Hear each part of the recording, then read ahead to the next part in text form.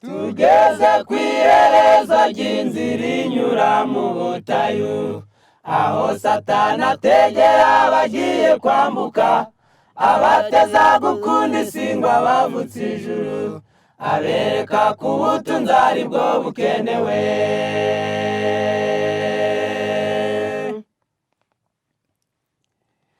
Tugeze ku iherezo ry'inzira inyura mu butayu, aho Satani ategera abagiye kwambuka, abateza gukunda isi ngo abavutse ijuru, abereka ko ubutunzi ari bwo bukenewe.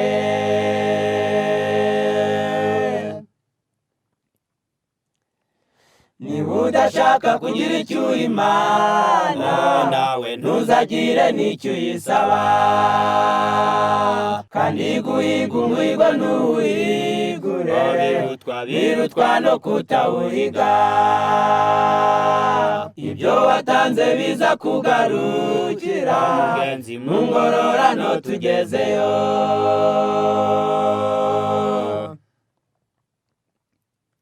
Niba udashaka kugira icyo uha Imana, nawe ntuzagire n'icyo uyisaba, kandi guhiga umuhigo ntuwihigure, birutwa no kutawuhiga. Ibyo watanze biza kugarukira, mugenzi mu ngororano tugezeyo.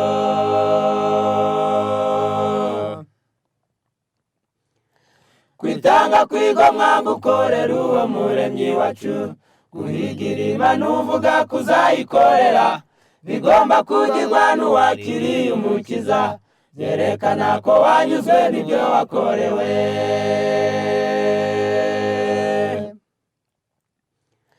Kwitanga kwigomwa gukorera uwo muremyi wacu, guhigira Imana uvuga kuzayikorera, bigomba kugirwa n'uwakiriye umukiza, byerekana ko wanyuzwe n'ibyo wakorewe.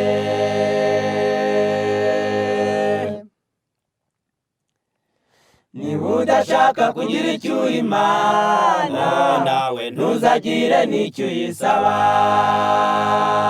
kandi guhiga umuhigo ntuwihigure, birutwa no kutawuhiga. Ibyo watanze biza kugarukira, mugenzi mu ngororano tugezeyo.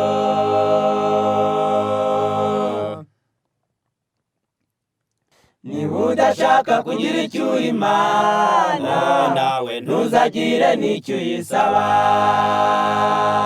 kandi guhiga umuhigo ntuwihigure, birutwa no kutawuhiga. Ibyo watanze biza kugarukira, mugenzi mu ngororano tugezeyo.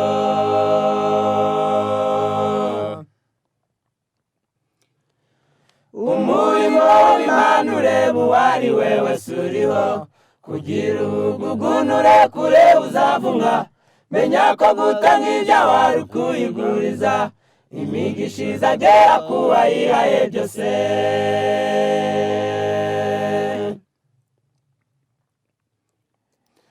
Umurimo w'Imana ureba uwo ari we wese uriho, kugira ubugunure kure uzavumwa, menya ko gutanga ibyawe ari ukuyiguriza, imigisha izagera ku wayihaye byose.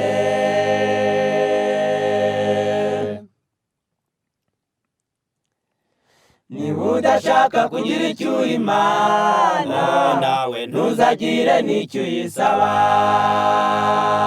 kandi guhiga umuhigo ntuwihigure, birutwa no kutawuhiga. Ibyo watanze biza kugarukira, mugenzi mu ngororano tugezeyo.